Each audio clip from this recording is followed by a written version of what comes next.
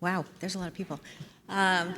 What a gift from God this program is, to meet a stranger at the airport, have dinner, and feel like you've known each other your whole lives. And that's an amazing thing. And I'm feeling very grateful for the opportunity to be up here to introduce Georgia and to hear her story.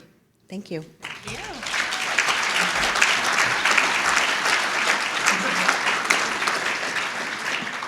Hi, everyone. My name is Georgia. I'm an alcoholic. Grateful to be here and to be sober. Thank you, Bonnie. Thank you, Leah. She's a lovely hostess. Despite our strange tour in the dark last night, I think she may have taken a wrong turn, but I was able to see some of this lovely place in the dark. Anyway, no, she's been lovely. We've had a great time. That really did happen, though. Grateful to see my friends Kent and Steve and Stacy and my friend Denise, who came from Connecticut to be here today. Thank you for being here. Great to meet new friends, see old friends, etc. My life was very small when I came to Alcoholics Anonymous February 1st, 1993. I just turned 25 years sober, which, in case you don't know it, it's kind of a big deal. And I mean, however long you're sober, I'm sure is a big deal, but 25, come on, it's kind of a big deal. That's my theme right now. I just never dreamed I would stay sober this long. I got sober when I was 24, and I thought my life was over. And it was just beginning. And I've been on this incredible adventure mainly as the result of doing things that I absolutely don't want to do. It's almost like the least I want to do something, the better the benefit is when I do it. I came to Alcoholics Anonymous with a lot of strange and old ideas, and 25 years in, life is looking a lot different, and I'm really, really grateful. I don't remember when I had my first drink, but I was arrested for drinking in public when I was 11, so I know it was a problem at that age. I know, and I felt so much older than I was. I looked so much older than I was, and I didn't think it was a big deal. But now that I am, older, and I look at my friends with young kids, I just can't even imagine the life that I was living at that age. I was raised by a single mom. My dad died of cancer when I was 6, and she worked 3 jobs to keep a roof over our head and to take care of us. And she was really, other than going to work, pretty checked out. She was depressed and angry, and when she came home from work, she would just sit in front of the TV and smoke and cuss at, the TV, the cats, whatever. She was just an unusual person. But I always felt lonely, and the kind of loneliness, though, that I thought that I only experienced until I came to the rooms of Alcoholics Anonymous and found that you identified with that, but that kind of bone-chilling loneliness that only probably you and I can relate to, and I felt that at a very young age. I'm sure my dad dying was part of that. But it was bigger than that. I felt like I was born singing the blues. Like I had these huge emotions. Everything was so big and painful.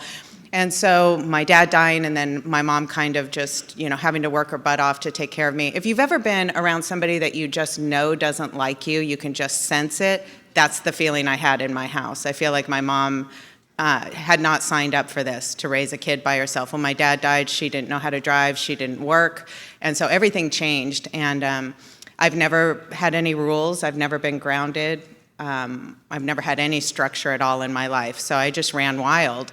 And I started hooking up with the older kids in the neighborhood. I felt better with them. I felt somehow if I could be older, I could understand what this crazy world was about.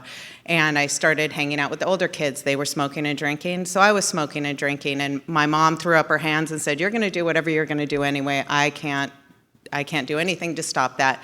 So you may as well do it at home." So her idea was that if I did those things at home, at least I would be safe. And so I take things pretty literally. So when she said do it at home, I did. And I started turning my house into a party house. My room specifically, she would watch TV in the living room and smoke her more menthols, big ashes all around her chair. And I would just load my room full of people partying. And when I came to Alcoholics Anonymous, I felt like I was such a victim and that I had never really hurt anyone. So funny. till you get to that fourth column of the fourth step and you go, oh my gosh, you know.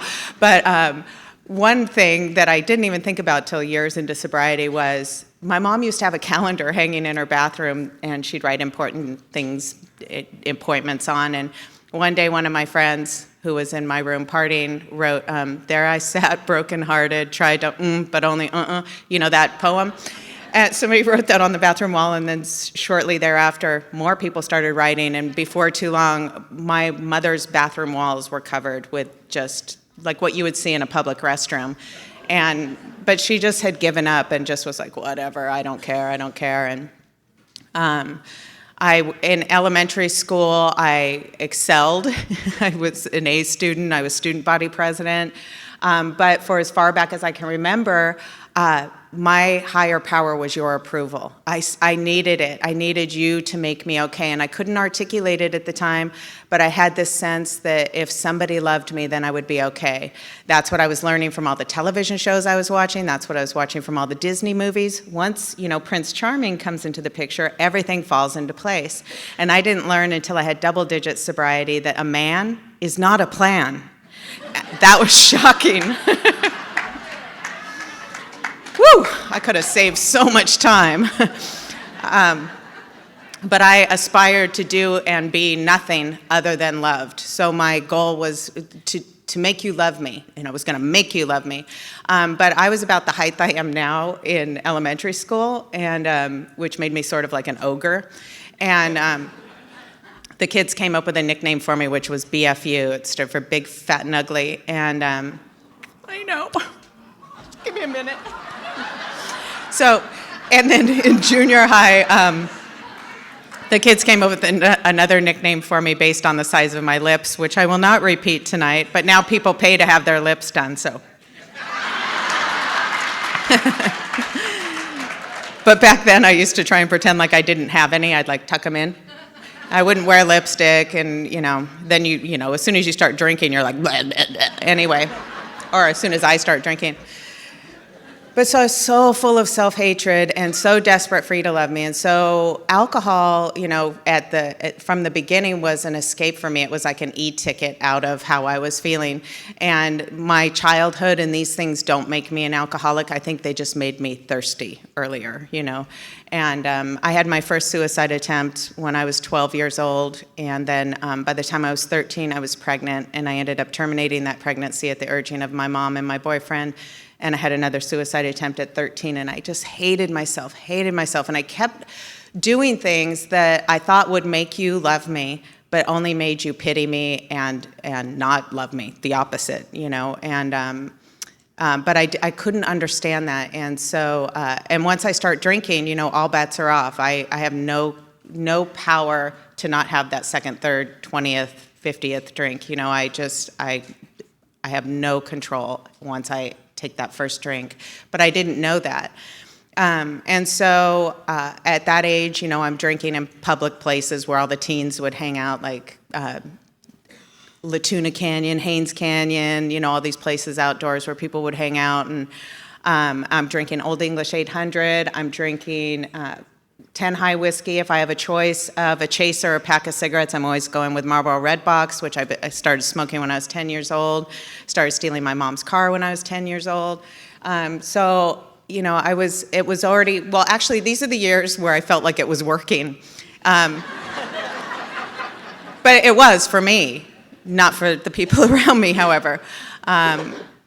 So that's how I drank. And my mom had this belief that if you didn't buy something when it was on sale, you were actually losing money, you know, so she would buy ridiculous things just because it was a good price. I remember she bought this huge workbench, and it sat in our patio for years. I'm like, Mom, why did you get that? She had to borrow a truck to bring it home, and it was like, because it was such a good price, I couldn't resist. I might need it one day. What? But she would, on the bright side though, when she'd go to the supermarket, she'd see something like Meisterbrow, you know, buy a case, get a case free. So she'd bring that home for me. Terrible beer, but 2 cases, come on. I remember one night she came home with a bottle of tequila, and if you bought the tequila, you got the matching shot glasses, which were these two little tiki men. And she came home and said, I got this for you and your friend Ellen, so when Ellen comes over on Thursday night, you can drink it while you watch The Facts of Life. There are so many things wrong with that sentence.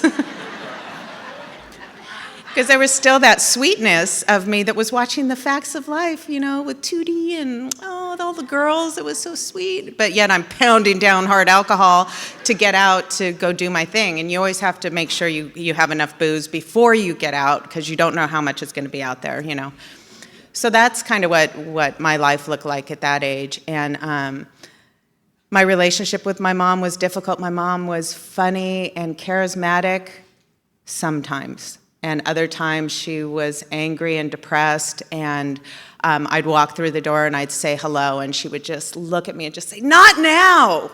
She'd been working 3 jobs, she just wanted to watch TV. She didn't even want to hear me, just go in your room. I don't want to, And so I was finding my love in other places, and when I came to AA, like I said, I thought I was such a victim, and it turns out I was a bit of a hoe. And so, my first sponsor used to say that she was friendly.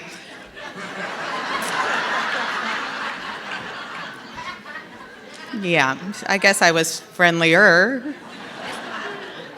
But something that started very early on with my drinking was something that I now refer to as overlapping. And so that's when you're in a relationship. And when you're first in a relationship, you get all of those wonderful butterflies. And this, to me, was that approval that I so needed. The butterflies were like acknowledgement of that. So I had these wonderful butterflies. And in a mature relationship, those butterflies die down, and then a long-lasting love replaces those butterflies. But for me, when the butterflies started dying down, I would blame you, because you put the butterflies there, and if I'm not feeling them anymore, it's because you're not doing whatever you were doing to give them to me. And there's about 10,000 other things you're not doing, and I'm going to list them for you. So when the butterflies would start dying down, what I would do is I would find somebody else who gave me the butterflies. And then I would cheat on you, and then you would dump me, and then I'd go to the next person, such a victim. And so I overlapped for, that's how I did it. I was going to say for a period of time. No, that's just the way it was. And so lots of overlapping. And when I barely graduated from high school, I had been in and out of summer school, in and out of continuation.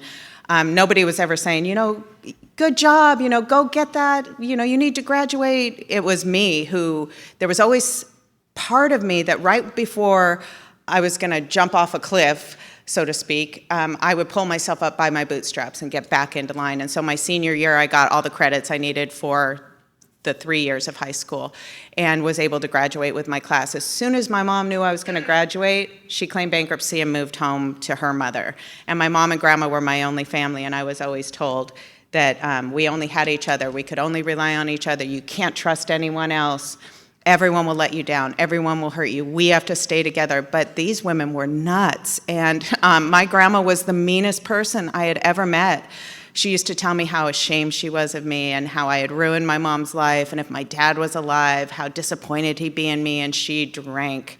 Now, she would say that she was not an alcoholic. She would have like a big tumbler of vodka with a splash of punch, and she'd be like, your grandma's not an alcoholic, I'm just a drunk. And now I know those words are the same thing, but I didn't know that back then. And she used to tell me that she too was going to die soon, which really terrified me. It terrified me for me, but it also terrified me for my mom, because I saw what my dad's death did to her. And I found out later that she started telling my mom that she was dying when my mom was 9, and she had my mom when she was 18. So my grandma died from the age of 27 until 90 when she actually died. I'm pretty sure it's the longest death on record. But my grandma lived a few hundred miles from us, and every long weekend, every holiday, we'd have to go see my grandma. That's the only vacation we ever took. And so when my mom claimed bankruptcy and moved home to her mother, I was like, woo, Cuckoo Town is contained. I can now just live the way I want to live, like I hadn't been already, but it's that delusion. So I ended up getting a really great job right out of high school, but my drinking, I cannot control my drinking. I am drinking every day. I have to drink. it's not even an option. And it's not even something I think about that I need to do. It's just part of my day. You know, like you get up and you have a cup of coffee and you eat breakfast or whatever you might do today. Back then, it was just part of my day. It wasn't even something that I thought was unusual. And so I ended up getting this great job, but I also started to like my men pre-screened, which is to say you've done the vetting out of them, and so if you're in a relationship with them, they must be okay. So I started having an affair with my married boss, and he left his 4 children and his wife for me. And I had been told by many people along the way that they thought my drinking was a problem, school counselors and different people in my life, and he was one who also told me that, but I heard it in a different way because he had members of his family who were alcoholic, but I thought he was just being dramatic. And what happened was when he stopped giving me the butterflies, which was eventually going to happen, it always happens, I was living with a friend, and she had a bottle of pain medication that she had left. She went away for the weekend, and I just thought, I've been wanting to die since I was 12. And it's not getting any better, so I'm done. This is it. And my world had become so small. So I took this bottle of pain medication and I drank a bottle of vodka, and it like didn't affect me at all. I'm like sitting there going, uh-oh. And then I realized my world was so small that nobody was gonna find me. I'm like, uh-oh. And so I called the suicide hotline and there was no answer.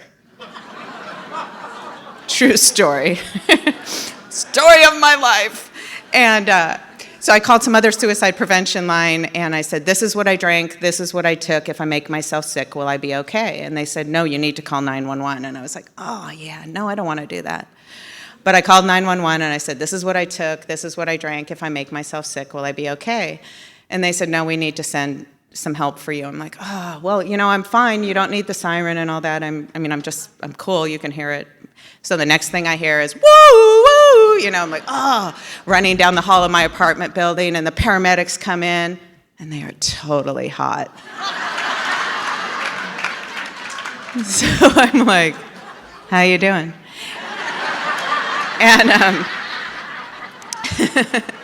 like, we need to get you on the stretcher, ma'am. So they take me to the hospital and pump my stomach, and then after you have your stomach pumped, they fill you full of charcoal. So then you're left with the charcoal frown. And but I'm still working it because that won't get me down. And then the doctor comes out and wants to put you on a 72-hour hold, but I can talk just about anybody into anything at that point. And so I told him, it's just a horrible mistake. And so he ended up sending me home, and I got a good night's sleep and woke up in the morning with a really good idea, and that was to go visit those nice paramedics at the station that was just down the street. So I got all gussied up and went over there, and I'm like, hi, remember me? You took me to the hospital last night. I tried to kill myself. How's it going? And they were very kind to me because they're used to dealing with crazy people. But I think that's just such an interesting example of where I was at, because I was so full of despair and loneliness and felt so horrible that I wanted to end my life, and yet flip that coin right over and I'm kind of great. And so I'm going to pick up on some dudes because I might get lucky. This is crazy. And I think that it's the same coin. One side is thinking you're the greatest and the other is thinking you're a piece of crap, and both are just as dangerous, and humility is found somewhere in between, hopefully, But none of that, I wasn't experiencing any of that. And let me say this about that too, that I identify as an alcoholic, but I believe my alcoholism gets me wherever I'm weak, and that can be food, sex, money, drugs, whatever. My alcoholism is always looking for a way out. Even now in sobriety, in that lovely lunch, they had those delicious cookies, and it was like, oh, maybe I'll have one. Maybe I'll have 6. I'm like, no, I'm not gonna have any. I'm gonna have a cup of coffee. But so for me, what happened back then was at 13, I started starving myself, and at 17, I started throwing up. So I'd be skinny and perfect because if you loved me, maybe I'd be okay.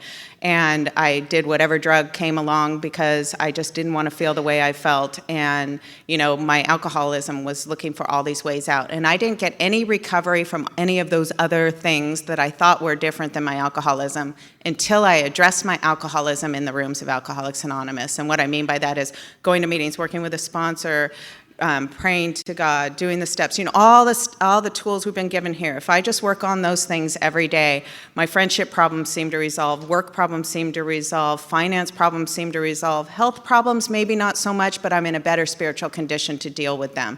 And the solution to all of my problems, once I've identified as an alcoholic, is just doing these things every day.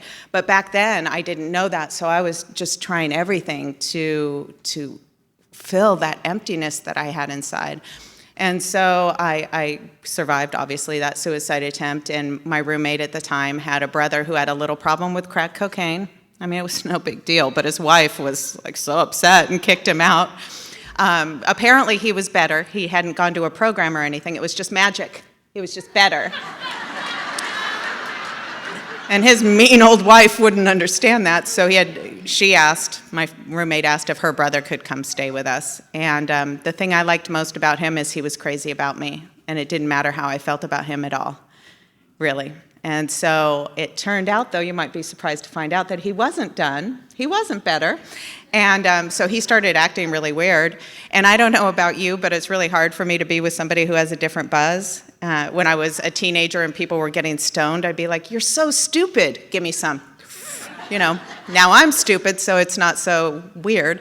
Or I'd see a few people going off to the bathroom together, like 3 or 4 people going into the same bathroom stall, and you're like 3 people, just 4. What's going on in there? And then they come out and they're like,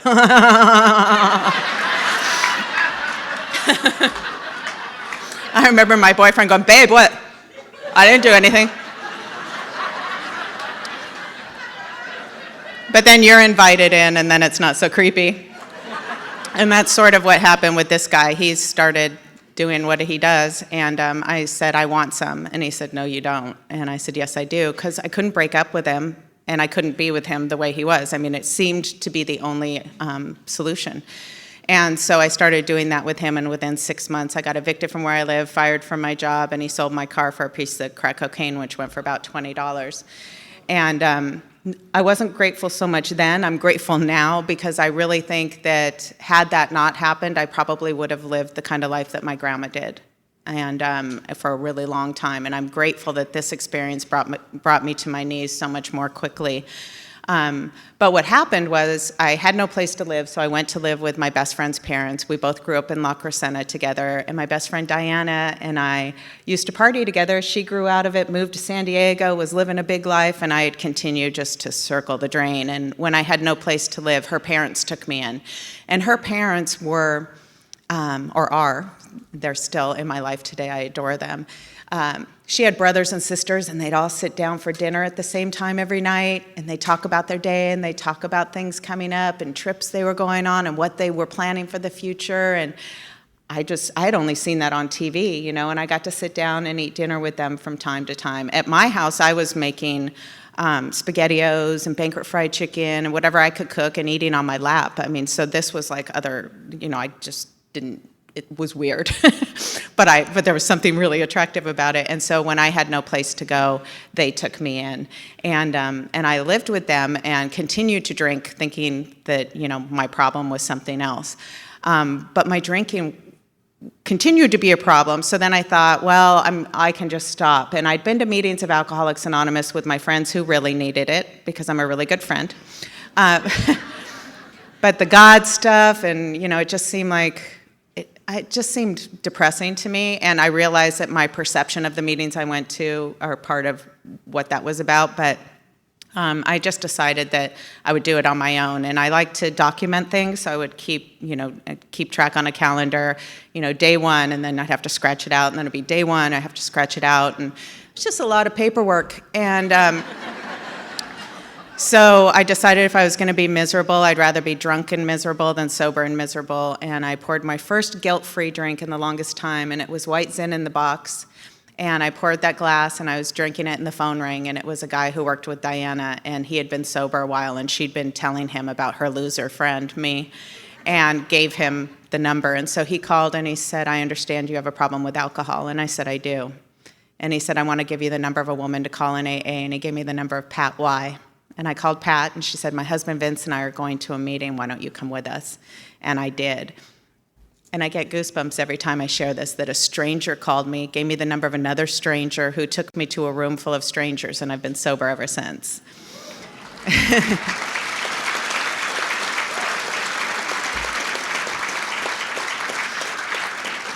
And when I try to articulate what God's grace is to me, I come to that moment, you know.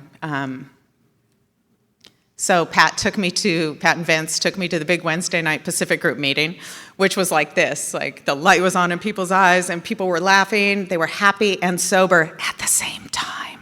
And it's like, what's going on there? And I felt hope for the first time in a long time. And Pat said she'd be my sponsor until I found one, and started me on this, you know, new way of living. And very simply, go to regular meetings on regular days, and then get commitments at those meetings. Call me every day. Very simple direction at the beginning, and so I started doing that. And I had never had any structure in my life at all, as I mentioned. And I always thought structure was the man trying to keep you down. People over 30 who don't understand what freedom is.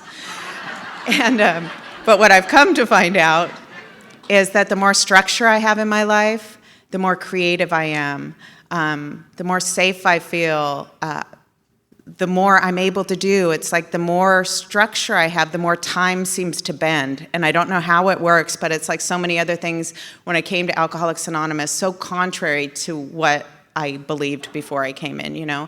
So just having a little bit of structure in my life, I started getting really darned happy pretty quickly. And I was one of those newcomers, I've been told by the old timers in my group, that was pretty annoying because I was super happy.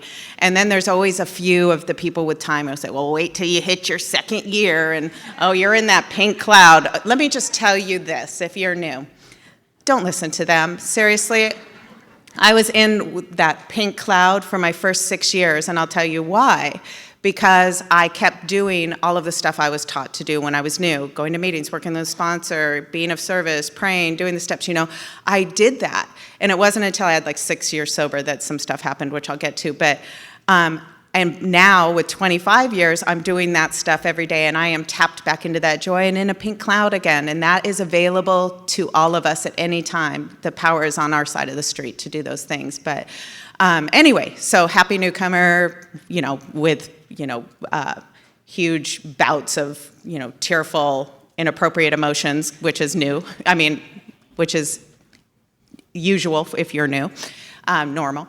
So going through the steps, I started going through the steps with a sponsor, getting really active in the group, got a little job, you know, just doing all the stuff. You know, when I first got sober, I thought, well, now I'm sober, I should probably get a fantastic job, and I should go on a diet, you know, really get in shape, get a good exercise plan. I should quit smoking, probably go to school. I'm hearing a lot of people are going to school, do that. And now that I'm well, I should look for a relationship. And luckily, I shared that with my sponsor. And I kept hearing this in our home group about getting your first year foundation, that I was to take that first year and build this foundation that the rest of my sobriety would be built upon, that all the time and energy I'd want to put into relationships, put that into AA. All the time and energy I'd want to put into going into school, put that into getting my steps done, get a little job to go to in between meetings, don't quit smoking, no major changes, and no relationship, which I'm like, what? I've been in relationships since I was 10, so I just thought that was crazy. But I had got to the point where I thought, I'll do everything I'm asked to do, and then when it doesn't work, I can go back to my glamorous life. And luckily, I haven't had to do that. So getting really active, doing all the stuff, trying to get my first year foundation, and I'm about 2 weeks sober, and a family friend comes forward and tells me all these secrets that my mom had kept from me. And I had always thought that there was something strange about my mom and grandma, and I always felt like they were hiding something from me. I had been through all of their personal possessions multiple times over the years because I fancy myself a detective, and was unable to excavate any cause of why I was the way I was, because I knew it was their fault.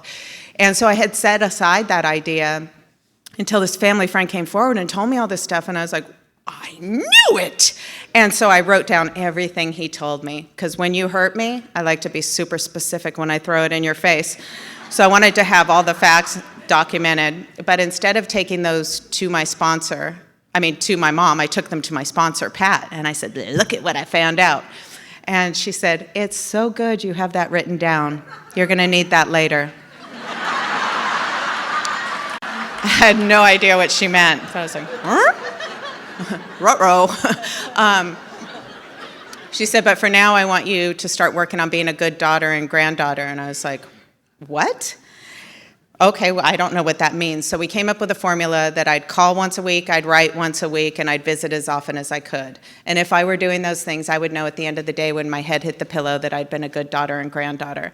And this was not for them, this was for me. This is so maybe, just maybe, I'd be able to stay sober. Because where my mom and grandma were concerned, I felt that fierce loyalty. It's just the three of us. I felt responsible for them. I felt love for them. I felt protective of them. I hated them. I blamed them. I was embarrassed of them, all at the same time. I felt all those feelings, and it was such a feeling of angst all the time. I don't know if I could have stayed sober had I not started addressing this, and when I did. And so I started sending a card once a week, and I'd get a card that already said something and just write, "Love, Georgia." And then I would make the weekly call, which was so awkward, because I used to only call when I was in trouble, like, I have no money, I have no place to live, talk to you soon, and then I wouldn't call for months. And so every time the phone rang, they would think something was wrong, like, oh my God, are you okay? We thought you were dead. And so it was like that for a while. And so I always would have a topic of conversation to kind of get through the calls, because it was hard. And so the phone call, the card, so I get that going on. And then, I get a bit grandiose, and I start picking up the pace in the cards and writing about my adventures and sobriety. And so now I'm writing kind of long letters in these cards about what I'm experiencing, being newly sober and what my life is looking like now. And I'm imagining that they're probably savoring each and every one of these cards, maybe in a special decorative box, or maybe with a beautiful ribbon. And maybe they untie that ribbon on a cold winter's night, and I'll remember this one. Oh, that Georgie. But I found out that wasn't what was happening when I called one week, and I said, "Hi, Mom, I'm just calling to check in." And she said, "Well, we got your card. But Grandma's been having to white them out to reuse them, and we're wondering if you could start writing them in pencil." And so I did. And I wrote those cards in pencil from that day forward. And the reason why is because I now had a sponsor who told me that I could bring all of my problems to her and I'd never have to go through anything alone ever again. I was starting to have an experience of a higher power as the result of going through the steps with a sponsor. I had this incredible fellowship of friends I never even dreamed I could have. And I had all these tools that I never even knew existed. So I was like packing a hefty tool belt, where my mom and grandma were just sitting in their reclining chairs watching TV, smoking and cussing at the world, and it may not be fair, but he with the most tools has the most responsibility. And in this case, I had the most tools, so I wrote those damned cards in pencil. And I wrote a little bit less for a while to punish them, but they didn't notice. That's okay, though. And let me say this this experience with my mom and grandma was the beginning of learning about I am only responsible for my side of the street. What you do on yours is none of my business. I am only responsible for mine, and the only power I have any access to is over here on my side of the street. Now, I have fiddled about over on your side of the street looking for power. I haven't found it yet. I'm sure I'm going to slink back over there from time to time, but the only power I have any access to is my side of the street. And so the dirtier your side of the street is, the cleaner mine needs to be. And my mom and grandma did not believe that they should ever have to call me either. It was my responsibility to call them. This was some unwritten rule. And real phone call went like this. "Well, we wanted to wish you a happy birthday, but you didn't call." And so I learned that on my birthday, I could do what I would usually do, which is pace by the phone or the answering machine at that time and say, "I know they're not going to call. I know they're not going to call." And then at the end of the day, say, "I knew it." Or on my birthday, I could pick up the phone and say, "Hey, Mom, I just wanted to tell you I love you. Today's my birthday." Boom. Enjoy the rest of your day. What? I mean, these are crazy ideas, and there were so many things I was learning like that in Alcoholics Anonymous. I thought AA was just about not drinking, but it was about, changing how I was living. And I mean, I'm a smart cookie, but I was slow about a lot of stuff. I remember hearing the first time Sharon Crane talked about changing the radio station when a sad song came on. I didn't even know that was an option. I mean, so driving down the street, a sad song comes on. I mean, I'd lean in. I'd be like,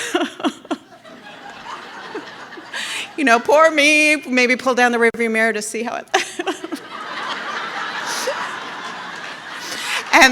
And then if a happy song followed, quickly look for another sad song so I could keep going, I'm an emotional cutter.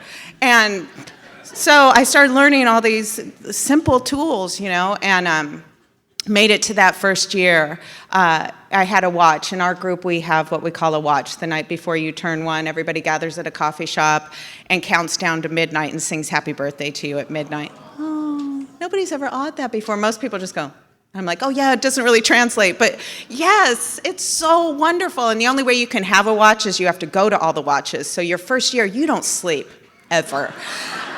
So you turn one, you're really stupid, but you get to sleep after that.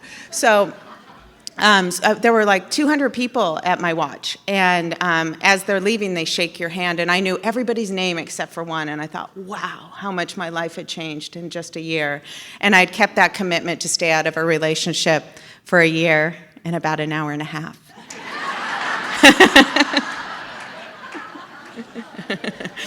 I'm very literal. So, stay out of a relationship for a year. Ding! Oh. So at about 1:30 a.m., I consummated a relationship with my new fella. And we were engaged 10 days later, and then we got married 6 months later. And we were married my first 5 years, and they were great years because we were both super active in AA. We stayed really close to our sponsors. We always put AA first, and as the result, when it didn't work out, we were both able to stay sober in the same home group. And in fact, when we split up, I thought we were in the same home group, so I thought I should probably go to some different meetings for a while. It's a little painful, awkward. But I've always had sponsorship that told me I needed to walk through things now and with grace and dignity, and that I don't change any of my meetings for anyone ever, and that I show up at my regular meetings, and I neither am to seek him out or to avoid him. If I am to run into him, not to say things like, how you doing? Are you sleeping okay? Are you eating? How you doing? You look good. So gross. Instead, which is what I wanted to do. And but instead, my sponsor said, if you do run into him, you make statements like, it's good to see you. Have a great meeting. And just keep going. And so because I got sober at 24, and I've been in the same home group the whole time, I have said, it's good to see you. Have a great meeting. A few times, I'll just say. By that time, I am now on my fourth sponsor, and I want to say this about sponsorship. So I've had Marilyn S. as my sponsor for the last 23 years. But the first 3 sponsors I had were wonderful. I've never been given bad direction. I have been given just the people I needed at just the right time. Today, I know I'm with the right sponsor if I can answer yes to 2 questions. And those questions are, do I want what they have, and do I trust their judgment? If I can answer yes to those 2 questions, I know I'm with the right person, and I don't need to wonder. I don't need to say, oh, I wonder if I've outgrown this person. Oh, she doesn't have enough time, or whatever the thing is that I'm thinking, from time to time when I start getting grandiose. If I can come back and answer those 2 questions, yes, I know I'm with the right person, and I don't need to debate it. And so I've been able to answer yes enthusiastically to those questions for the last 23 years. When Mark and I split up, I got involved with someone else right away. My relationship recovery has been a little bit slower. And so I got involved with someone right away, and I was beginning to understand by that time that emptiness that I felt for so long, the only way to fill it is by giving. It's by being of service. It's when I'm lonely, I have to pick up the phone. I have to reach out. And getting is good. Getting feels good, but getting will never fill that emptiness. And I was understanding that, but there's still part of me that, was looking for my my better half. And so I got involved with this guy.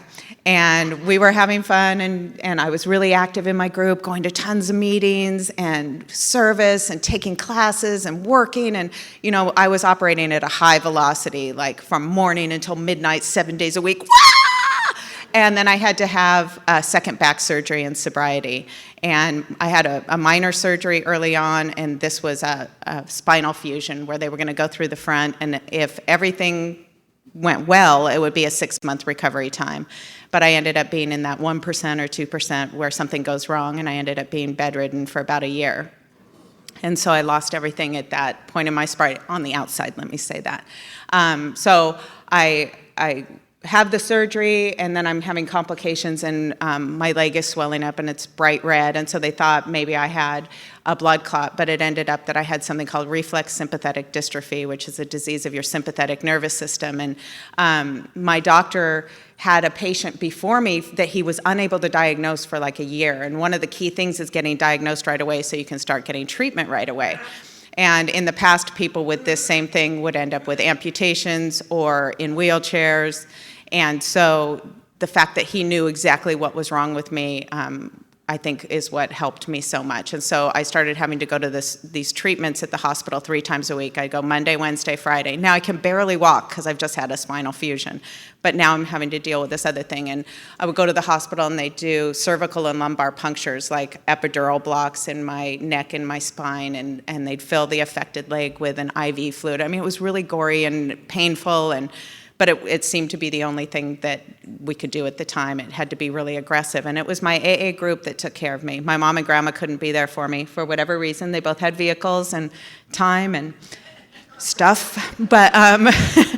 But this is what I've come to find out, that sometimes the people I think that should be there during a difficult time can't be there for whatever reason. But God has always put just the people I need there. And I had to have babysitters every night, which was just so humiliating. And there were people coming to take care of me that I honestly wouldn't have had a cup of coffee with. I'm like, oh, yeah, not her. Oh, no. But then I began to get to know these people on a whole different level. I had learned to work my program at a really high velocity, and now I had to learn how to work my program, from a whole different place of quiet and, stillness. It was really hard. And I had found my value now in being of service and helping others, and now I'm not able to do that. But then I found out that by allowing people to help me, that was a way I could be of service, because I had been able to do that with other people in the group who went through surgeries and different things, or cancer, or whatever. We'd have meetings at their house, and I was able to help people, and I knew how good that felt, so I had to allow people in to help me. And I look back now at these seemingly difficult times of my life, and they turn out to be some of the best times of my life, where I've laughed the hardest, I've cried the hardest, I've connected with people on a level that I always wanted, and it just came in this unusual packaging. So I'm going through all this stuff. I have people bringing me meetings and taking me to meetings and doctor's appointments, et cetera, bringing me food. And the guy that I'm seeing, it was a bit much for him, and he said that he considered a relationship and a commitment with me when I was well, and he dumped me, and I was devastated. And I forget to say this sometimes. We're friends today? Not so much back then. But so when he dumped me, I was devastated. And so I called Marilyn, my understanding sponsor, and I said, and now I got dumped, because she'd been taking my calls with each installation of bad news since the surgery, like surgery, complications, lost my car, lost my job, have no money, now I got dumped. And so Marilyn at the time was learning to play guitar, so oftentimes she'd be plucking away in the background. And she said, oh, this sounds like a wonderful country western song. And she started playing a country chord progression and sang my blues, and it made me laugh. And that's been one of the greatest gifts of my sobriety, is finding humor in everything. And luckily, I have a sponsor who finds my most difficult times very humorous. And so, I can pray for a character defect to be removed. I was so full of uselessness and self-pity, self-obsession. And I can pray for that to be removed, but what always happens is an assignment appears.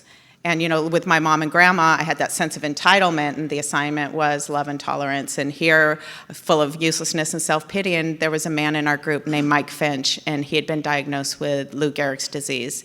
And And I watched him go from walking and talking to being paralyzed from the neck down in a wheelchair. But he sponsored a ton of guys. He'd load them in his handicap van. He was coming up from Las Vegas to Los Angeles to our big Wednesday night meeting, and then he moved to San Diego, coming up every Wednesday night, just full of joy. And that was an attraction to me. And his wife had also left him when he was sick. And so he and I became friends, and then we became more than friends. And I was able to spend the last 6 months of his life with him, which was such a great privilege for me.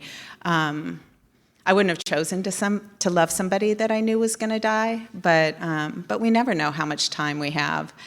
And so in falling in love with Mike, I found something redeemable in me, and I did not know that was going to happen. I had always measured love in my life as what I was getting, and now I measure love in my life by the love I feel, the love I express. I take these loving actions towards my mom and grandma, and I'm filled with love.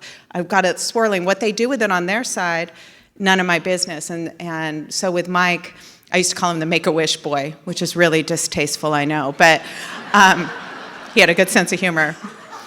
But he was living, when you know you have a limited amount of time, which we all kind of do, but I mean, his was more immediate, you live differently. And so he was living, doing the things he wanted to do before he died. And I got to be a part of that. And it was our AA world that took care of us. We had a lot of people in AA in our house all the time. I moved to San Diego to be with him. And he went from being able to, like I said, walk and talk, and then paralyzed from the neck down. And then it came the day where he couldn't eat anymore, and he needed to get a feeding tube. And he said, I want Georgia to feed me. And I was like, no. Because when I was 6 and my dad had cancer, he had stomach cancer, and they had left an open hole in his stomach for a period of time. My mom used to have to put tubes in his stomach and put stuff in. And it was, anyway, I just have memories of that as a child. And I was daddy's little girl. So one day I asked if I could help. And I was supposed to hold onto this tube, but I got scared and I let go of the tube, and it sprayed everywhere. And it was one of those memories that haunted me. I'd be like walking down the street as an adult, and it would pop into my head. And so flash forward, I'm with Mike. He wants me to feed him through this tube. And I'm like, no. And I said, you have to tell me if it sprays everywhere, that would be okay. And he said, no, that would be really bad. So I explained to him what had happened with my dad, and he said, well, let's just try, and so that's what I did. And so I tried, and I worked that out with him, and I ended up, being the #1 feeder and medicine giver. No, I've got this. And but I've been able to walk through so many things in Alcoholics Anonymous that I just never dreamed. I just, like I said, I thought it was just about not drinking, but it's about living this different way. And so Mike and I had a wonderful time together. When he died, I was able to be there at his side. His dad was holding one of his hands, and I was holding the other. And it doesn't always happen that way, but it happened that way, and I am grateful for that. About a month before Mike died, my grandma passed away. Now, by the time my grandma died, I'd been consistent with the cards and the calls, and my relationship with her had changed. She suddenly became a nice grandma. I don't know when that happened, but she started telling me, your grandma loves you. Your grandma's so proud of you. And I'm like, what?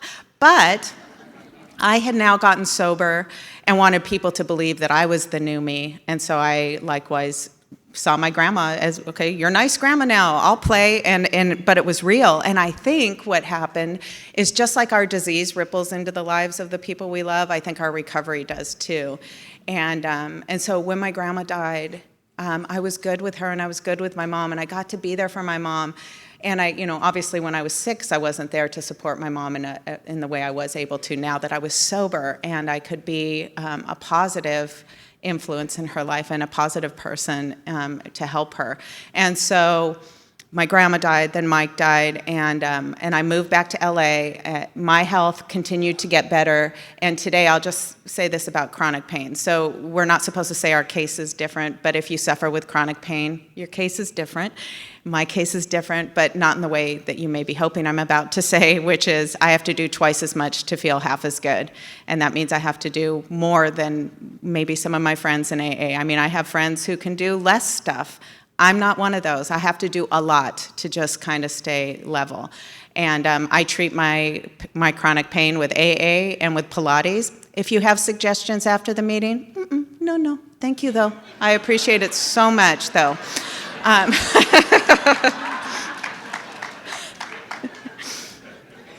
But there was a period where I made my life really small, and I was staying at home saying, I'm in pain, I can't go to the meeting, I can't do the thing. And then I realized, as my sponsor also urged me, she would say things like, well, when you stay at home, are you in pain? And I would say, mm-hmm. She would say, then why don't you come to the meeting and at least you're treating your spiritual condition? I think, you're so mean, you don't understand. But I did come to realize that I have pain each day.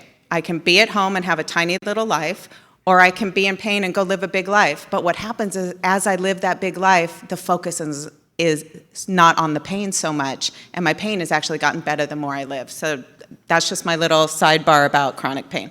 So anyway, so I moved back to LA, and my mom asked to see me.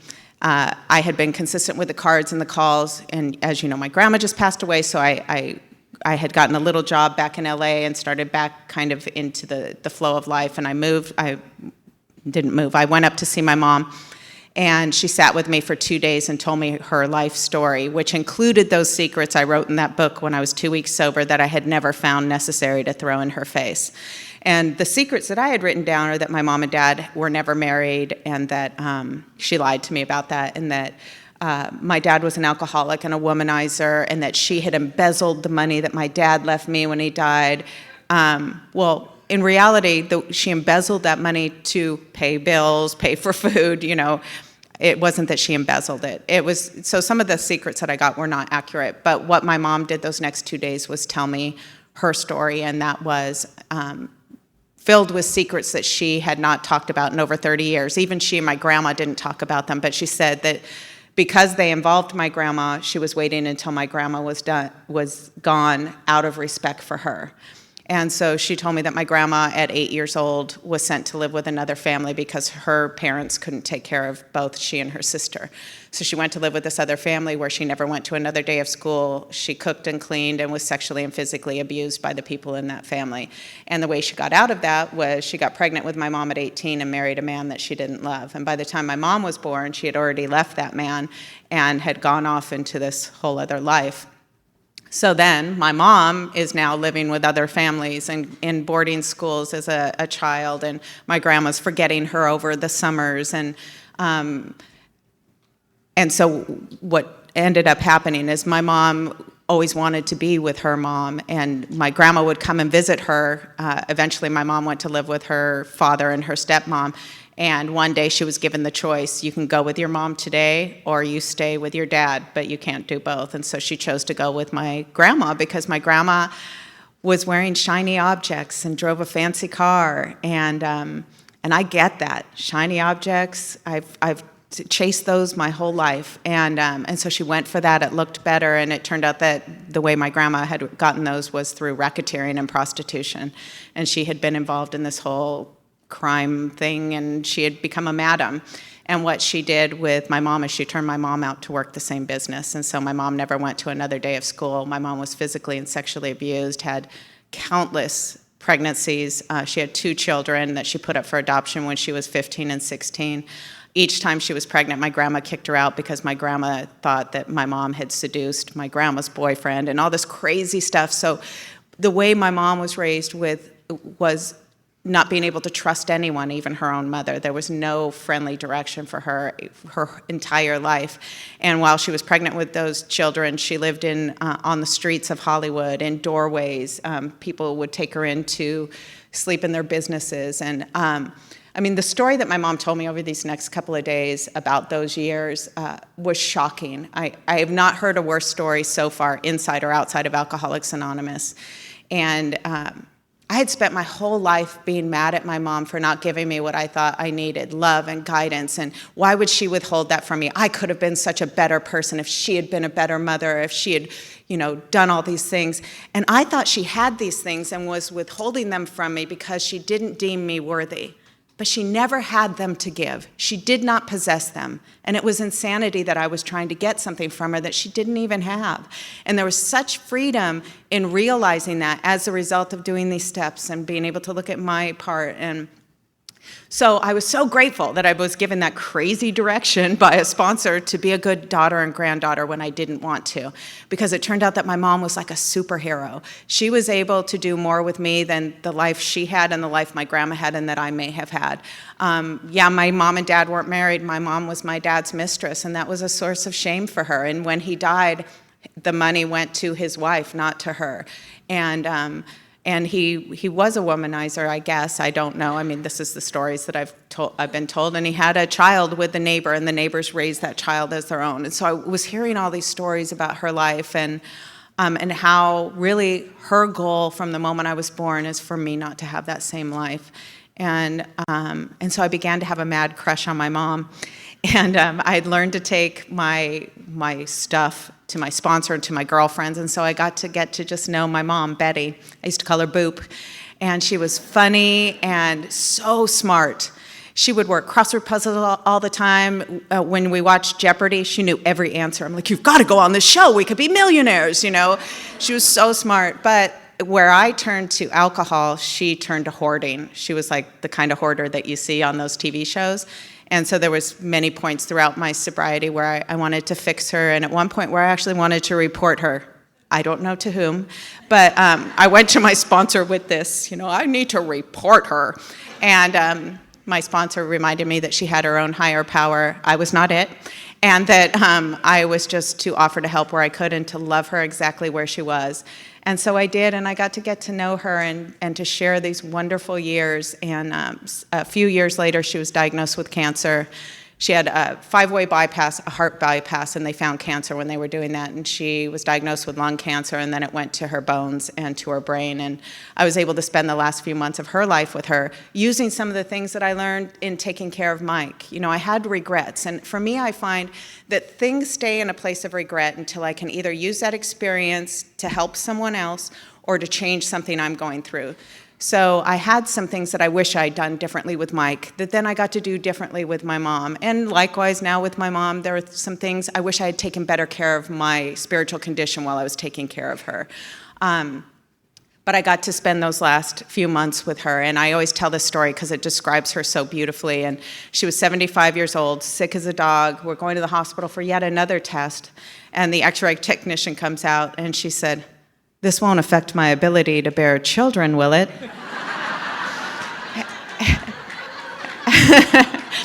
It was so damned funny.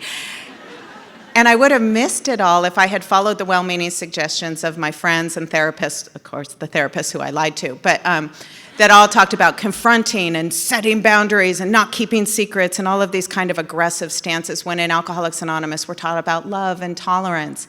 And my job was just to be the best daughter and granddaughter I could be. And I thought I would die when my mom died. She was my last family member, and that did not happen. But I miss her every day, and I'm grateful that I had the experience to get to know her. Now I have been married and divorced another time. In sobriety, relationships, as I mentioned, have been a slower. It's been slow. I can't even think of the word. So this last time I got married, I knew at the beginning, I saw red flags. Not his fault. He never pretended to be something he wasn't. I just knew that it wasn't right. But I saw red flags and painted them green. You may have done that yourself. And so what happened was, my mom had passed away, I'm in this marriage, and I was really unhappy, and I had made my world really small because I was in pain, so I wasn't going to as much AA stuff. My world had gotten small and small, and I found myself suicidal with double-digit sobriety. I remember exactly where I was standing when I realized a couple of years had gone by with me feeling this way, waiting for the feeling to change, to take the actions. Although everything I've learned in AA says the opposite. Take the actions and the feelings follow. It's always that way. If I do what I want to do every day, I'm going to lay in bed and watch reruns of Law and Order and Sex and the City. That's what's going to happen.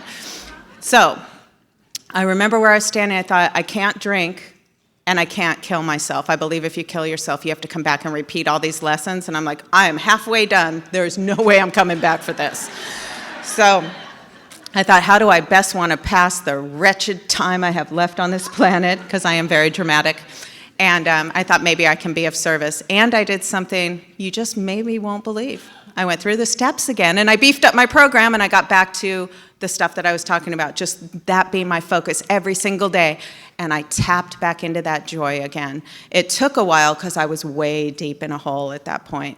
And the further you are down, the longer it takes to kind of get that ship righted. But in the meantime, I thought maybe I can help someone else, and I started volunteering at the Midnight Mission. At that point, I did not know if I wanted to be a grocery checker or a brain surgeon. I possessed no passion for anything at all. It was the darkest I can ever remember being drinking or sober.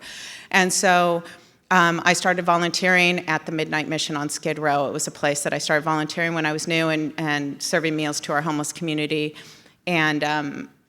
And eventually, several months after doing that on a regular basis, I ended up getting a job there. And next to getting sober, it's the greatest thing that's ever happened to me. I've been an employee there for now the last 8 years, and I get to take all the love and hope I get in these rooms to Skid Row every day. And I love music. Music has always been such a passion for me, and I love to sing, and I find it very cathartic. Not so much for my audiences, as it turns out. Which was really a source of great pain for me. I thought, why would God give me this passion and desire and then have me suck at it? I really felt like it was a cruel twist of fate. I mean, I laugh about it now, but I really did feel like, how could that be? That's the only thing I feel passionate about. Well, so flash forward, I'm working at the Midnight Mission, and there's all these people living on our streets that have no access to music. So I started a music program, and I bring music to our homeless community. So I learned that maybe God gives us those passions and desires, not for us to shine, but for it to shine through us. And so now I'm involved in music all the time. This program started out, it was once a month. Now it's every week. And, for fun and for free, I play music with friends, and you get what you pay for fun and for free. But anyway, so that's been a wonderful part of my life, and I'll wrap up by just kind of telling you my relationships today are different. And they are different because today I am complete. I had always been looking for somebody to complete me. You complete me. Oh, it's such a romantic notion. But what that means is without you, I'm incomplete. Now you're responsible for my happiness, and you're not going to be able to keep me happy, and I'm going to have to overlap you. And I'm just saying. And so as a result of that period of time and going through the steps again and beefing up my program, I finally became complete. And so the relationships in my life enhance my life today.